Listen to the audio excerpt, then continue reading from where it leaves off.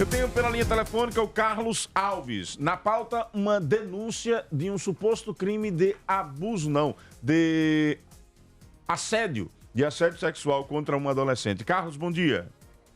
Bom dia, Narciso Machado. Bom dia a todos os ouvintes da FAM.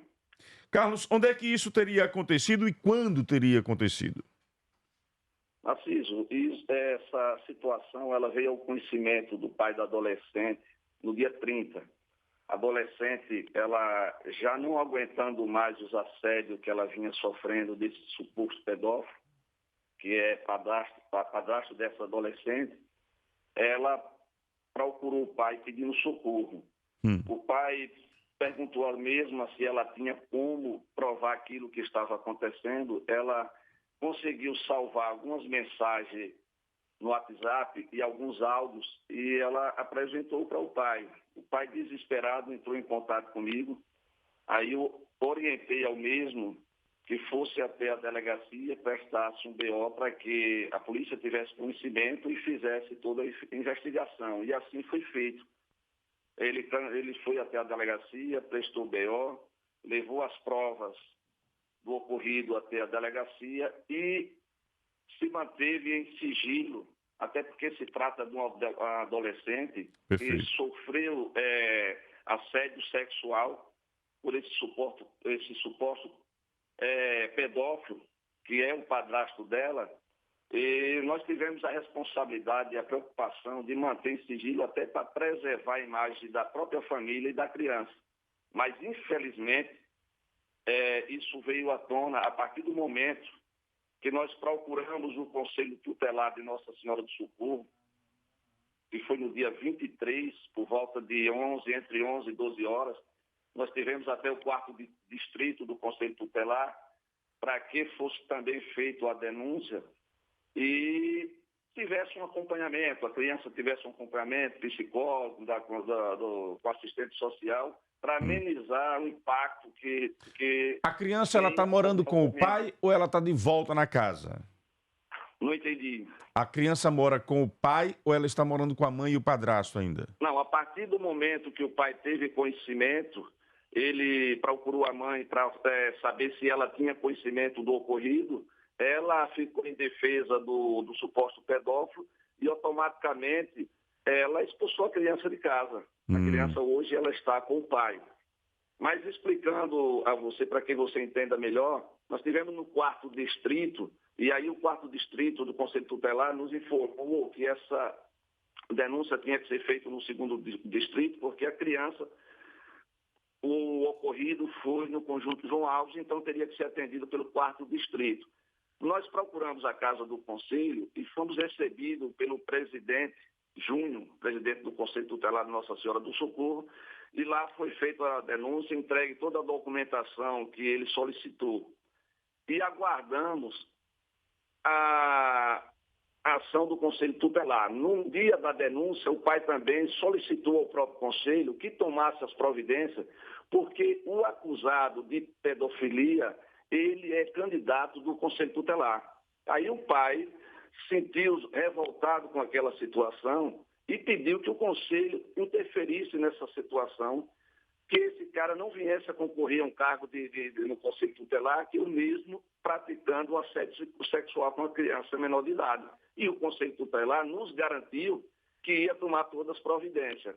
Aguardamos um retorno do Conselho Tutelar, passou-se a semana toda, ninguém ligou. Voltamos no Agora Conselho veja, Tutelar. no meu entendimento, até que o inquérito chegue ao final, não tem o que o Conselho Tutelar fazer com um candidato.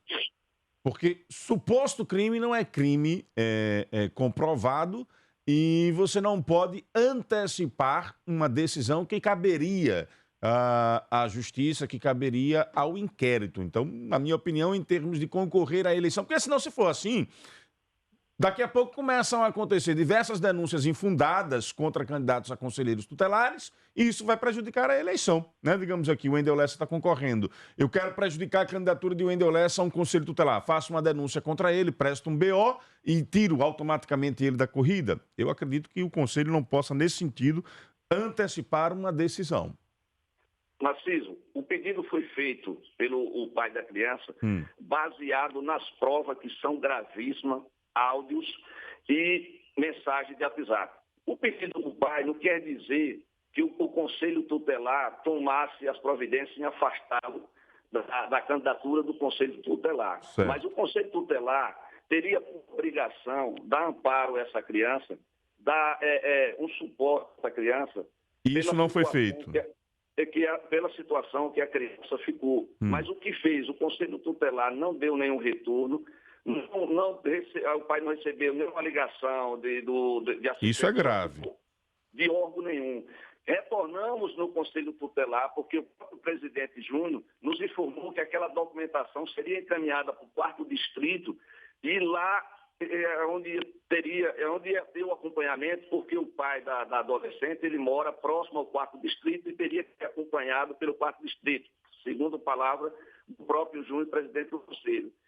Quando retornamos lá no 4º distrito, essa documentação lá não tinha chegado, eles não tinham conhecimento como é que estava o andamento disso aí. Certo. A criança não foi assistida pelo 4º Conselho, não recebeu nenhuma ligação de assistente social, nem do CRAI, órgão nenhum procurou a criança. Por nossa surpresa, começou a circular nas redes sociais alguns áudios do vereador Tiago Azevedo, que o suposto acusado de pedofilia é assessor do vereador Tiago Azevedo. Certo. Então, o Tiago Azevedo tinha um áudio dele no grupo discutindo com um rapaz que estava defendendo a criança pela situação que estava ocorrendo. E o Tiago Azevedo, no áudio dele, disse que tinha todo o conhecimento da situação da criança, porque ele foi conselheiro durante 12 anos.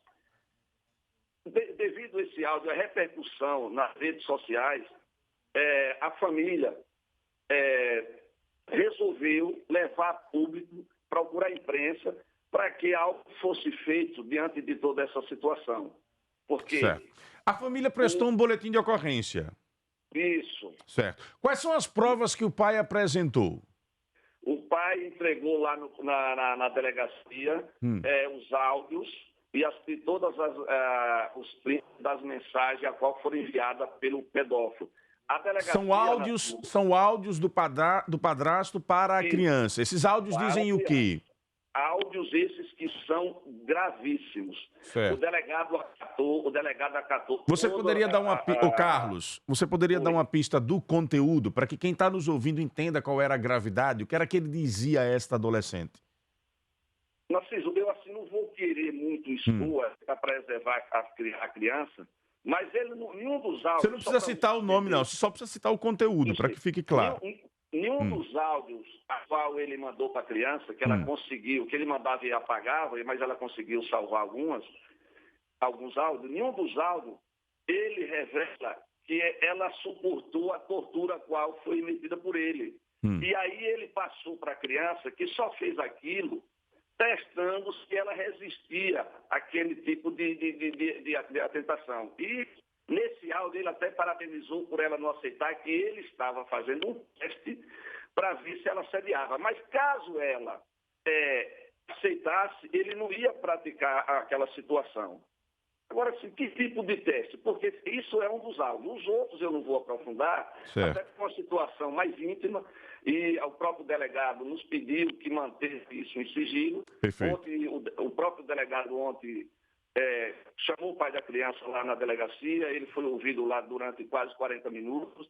O delegado disse que ontem mesmo ele estava concluindo um inquérito ia passar para o Ministério Público, mas também ele já agendou uma psicóloga, que ele vai ler o depoimento da criança com acompanhamento da psicóloga, vai fazer um trabalho todo com responsabilidade para que as coisas elas venham ser resolvidas da melhor maneira possível. A investigação ela está avançando pelo lado da Polícia Civil. Quero até agradecer o empenho do delegado, que tem se empenhado, tem tido toda a responsabilidade de agir nesse sentido. Agora, a nossa revolta foi a negligência do Conselho Tutelar, até porque nós já estamos agendados que iremos denunciar essa situação ao Ministério Público. E ontem, pela minha surpresa, o vereador Tiago Azevedo veio no meu privado e disse que ia me representar judicialmente por eu estar fazendo denúncias infundadas contra o mesmo. Nenhum momento, Narciso, eu fiz denúncia contra o vereador Tiago Azevedo. E, pelo contrário, o vereador Tiago Azevedo, ele teve a oportunidade... Carlos, veja, como existe, nós estamos aí no período de pré-campanha, o Tiago Azevedo nem é autor do suposto crime, nem é advogado, nem é atualmente conselheiro. Vamos aguardar o inquérito para que a gente entre numa questão política e ver como é que o Tiago Azevedo... O importante aí é saber como vamos lidar com essa questão dessa criança. A SSP vai ser procurada, Diego Rios, para que possa se posicionar em alguma nota, alguma coisa para dizer como é que está o encaminhamento disso. E também vamos procurar o Conselho Tutelar, porque é grave o que o Carlos está dizendo, que o Conselho Tutelar, tomando conhecimento dos fatos, não tomou nenhuma providência. Nós estamos aí na iminência de eleições para conselheiros tutelares em diversas cidades. Não é isso, Diego? Nós estamos em processo eleitoral para o Conselho Tutelar de diversas cidades. Conselho Tutelar, o conselheiro ele é pago com recurso público. Como é que você é pago com recurso público para proteger crianças e adolescentes e você não toma nenhuma providência? Isso é gravíssimo. Nós estamos falando de um suposto caso de abuso contra um adolescente praticado, como sempre acontece na maioria dos casos de violência e de assédio contra crianças dentro de casa. Eu tomei conhecimento que, inclusive, uma das mensagens passadas pelo pai para a SSP, esse padrasto teria dito que a menina estaria revoltada e sem aceitar mais carinhos nas pernas. Qual o acompanhamento que está sendo dado a essa adolescente? Por que o Conselho Tutelar não deu suporte? Por que o Conselho Tutelar, segundo o Carlos, prevaricou? Essas são respostas que nós queremos buscar. E queremos ouvir o Conselho Tutelar da região. Carlos, nós vamos acompanhar este caso de perto.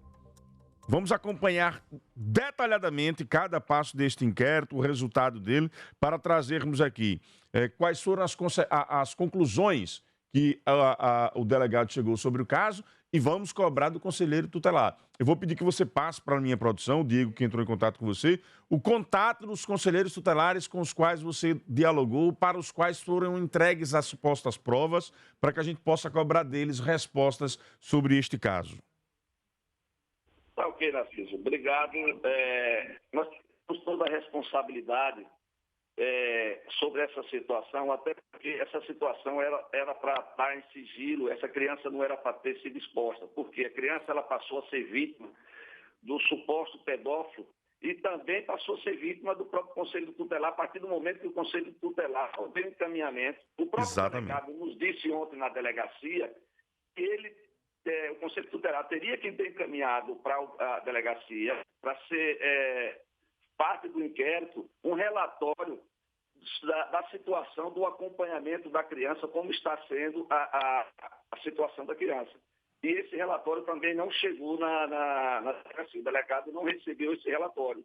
Então é muito estranho o porquê disso tudo e essa resposta que nós queremos para que essa criança ela tenha, no mínimo, um atendimento digno para amenizar o impacto que essa criança vem sentindo, porque a vida dessa criança totalmente ela virou de cabeça para baixo.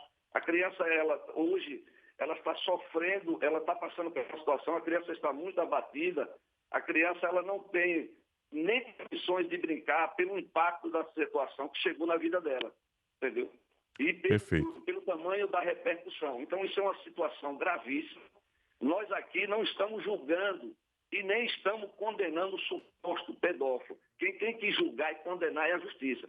Mas a sociedade tem que entender que isso é um crime gravíssimo, que a família tem o dever e o direito de ter, no mínimo, assistência, como está tendo da Polícia Civil. Essa criança deveria ter do Conselho Tutelar, que é a obrigação do Conselho, dar uma sustentação, dar um amparo a essa criança, um acompanhamento, para diminuir o impacto de toda essa situação, assim. Ok. Carlos, nós vamos acompanhar de perto este caso e, mais uma vez, alô, Conselho Tutelar de Socorro. O que aconteceu neste caso? Sergipe agora quer saber. Magna está aqui me lembrando que a eleição do Conselho é em todo o Brasil nesse momento. Por que o Conselho Tutelar não tomou as providências, segundo o nosso entrevistado? Vejam a gravidade do que o Carlos está falando. O próprio delegado achou estranho o comportamento do Conselho Tutelar de Socorro. Aí é caso para o Ministério Público entrar em ação para cobrar dos conselheiros tutelares por que não tomaram providências neste caso. A produção está com essa missão. Se possível, eu quero vir ainda hoje. Pegar com o Carlos aí o contato dos conselheiros tutelares para que a gente possa ouvi-los ainda hoje aqui no programa, se possível. O Carlos está denunciando que o Conselho Tutelar não tomou providências e a gente precisa entender o porquê. E também ver com o Lucas Rosário que tipo de informação a SSP pode dar sobre a conclusão deste inquérito. Carlos, muito obrigado pela participação. Obrigado, Narciso. Só temos a agradecer a oportunidade da imprensa nos dá o direito da gente levar a público e mostrar a indignação dessa família pelo ocorrido e pedir que as autoridades tomem as providências o mais rápido possível para que isso não fique impune. Ok. Muito obrigado, Carlos, trazendo com exclusividade aqui no Jornal da Fã esta informação. Exclusiva. Suposto crime de assédio sexual teria tido aí prevaricação por parte do Conselho Tutelar de Socorro. Exclusiva. Tomando conhecimento deste caso, espero que a providência seja tomada pela Secretaria de Assistência Social de Socorro, que tem a missão aí de coordenar toda a assistência social para cobrar também dos conselheiros por que não tomaram nenhum tipo de atitude.